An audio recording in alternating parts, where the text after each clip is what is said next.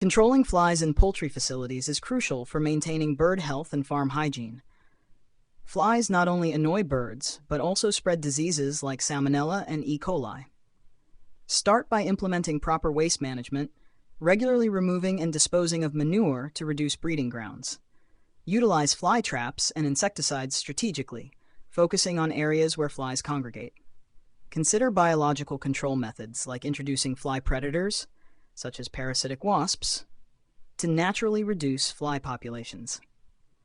Maintaining clean water and feed areas, as well as minimizing moisture sources, further deters fly breeding. With consistent management practices, you can effectively control fly populations and promote a healthier poultry environment.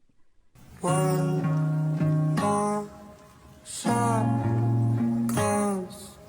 I feel like you're up to something. Thought that you're up to something. Scandalous. Taste my bitter heart, you know it makes you blush.